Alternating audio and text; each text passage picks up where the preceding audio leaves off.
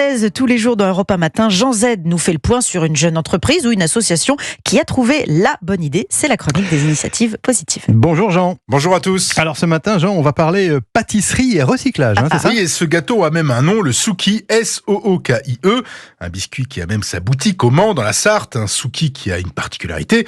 Bien sûr, on y trouve du beurre et du sucre, mais ici, pas de farine classique.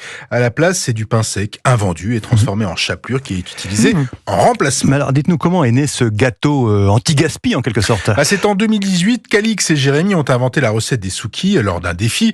L'épreuve consistait à créer une recette avec du pain non consommé. Récompensés pour leur gâteau sans farine, les créateurs sont allés encore plus loin dans leur démarche en ouvrant 15 jours plus tard et dans la précipitation, une première boutique dans une galerie commerciale de la ville qui proposait aux jeunes entrepreneurs d'occuper gracieusement un espace pour tester leurs cookies et en s'invitant dans des cantines scolaires sartoises. Un cookie extra moelleux, loin de l'idée que l'on se fait du pain dur, et c'était bien le but. Alors comment se sont-ils organisés pour récupérer ce pain invendu ? Pour remplacer la farine, ils se sont tournés vers une association, Pain contre la faim. Pain contre la faim, association qui collecte les invendus des boulangeries et grandes surfaces pour la transformer en chapelure. Tranché, puis déshydraté, ce pain est transformé en poudre pour remplacer la farine traditionnelle. Et pour la confection, la marque a fait appel à une autre association d'insertion spécialisée dans l'activité traiteur.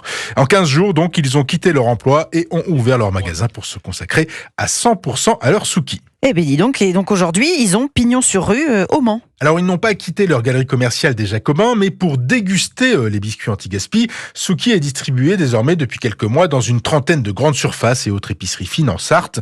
Des cookies, mais aussi des muffins, des cheesecakes, des palais sartois. Miam. Ils ont même créé des bières à base de pain nommées Buckies, dans laquelle le malt d'orge est remplacé par la fameuse poudre de pain à consommer avec modération, un Souki ou pas Souki.